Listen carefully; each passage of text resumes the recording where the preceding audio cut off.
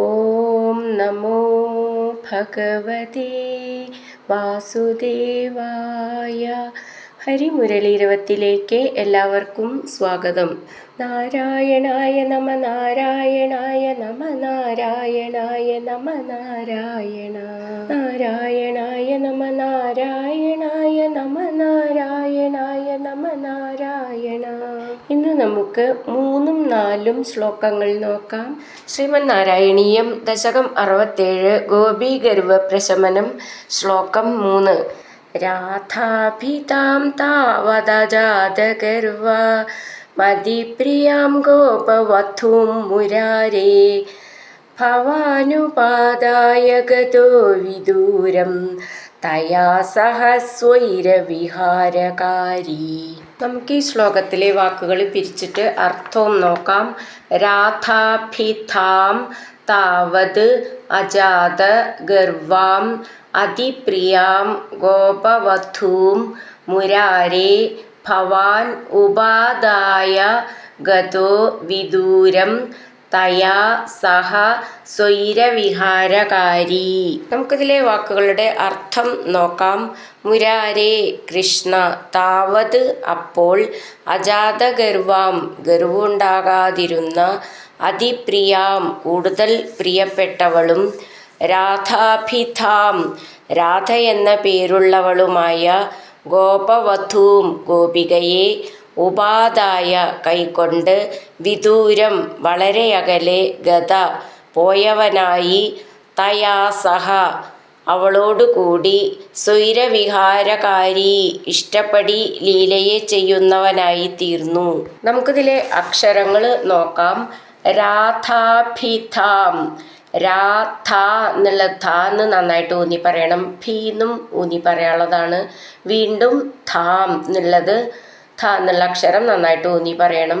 താവത് അജാത ഗർവാം നീട്ടിയിട്ട് മുർക്കം, അതിപ്രിയാം ഗോപവധൂം ഇവിടെ അതേപോലെ ധ എന്നുള്ള അക്ഷരം നന്നായിട്ട് ഊന്നി പറയണം. മുരാരേ ഭവാൻ എന്നുള്ളതിൻ്റെ ഭാന്ന് നന്നായിട്ട് ഊന്നി പറയണം. ഉപാദായ ചേർത്തിട്ട് ഭവാനുപാദായ ഗതോ വിദൂരം തയാ സഹ സ്വൈരവിഹാരകാരി. അങ്ങനെ നിർത്താം. രാധാഭിതാം താവദജാതഗർവ മതിപ്രിയാം ഗോപവധൂം മുരാരേ ഭവാനുപാദായ ഗതോ വിദൂരം തയാ സഹ സ്വൈരവിഹാരകാരി. അടുത്തത് 4ാമത്തെ ശ്ലോകം. തിരോഹിതേഥ ത്വയി ജാതതാപാഃ സമം സമേതാഃ കമലായതാക്ഷ്യ വനേ വനേ ത്വാം പരിമാർഗയന്ത്യോ വിഷാദമാപുർഭഗവന്നപാരം. ഈ ശ്ലോകത്തിലെ വാക്കുകൾ പിരിച്ചിട്ട് അർത്ഥം നോക്കാം. തിരോഹിതേഥ ത്വയി ജാതതാപാഃ സമം സമേതാഃ കമലായതാക്ഷ്യ വനേ വനേ ത്വാം പരിമാർഗയന്ത്യോ വിഷാദം ആപുർ ഭഗവൻ അപാരം. നമുക്കിതിലെ വാക്കുകളുടെ അർത്ഥം നോക്കാം.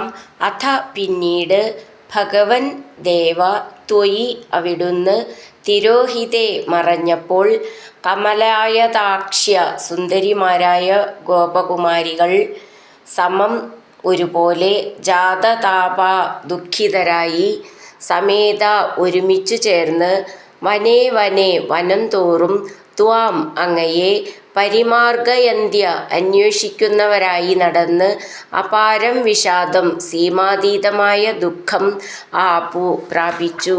നമുക്കിതിലെ അക്ഷരങ്ങളൊന്ന് നോക്കാം. തിരോഹിതേഥ ഥ എന്നുള്ള അക്ഷരം കഥ എന്നൊക്കെ ഉള്ളതിലത്തെ അക്ഷരം നന്നായിട്ട് ഊന്നി പറയണം. ഥ എന്നുള്ളത്.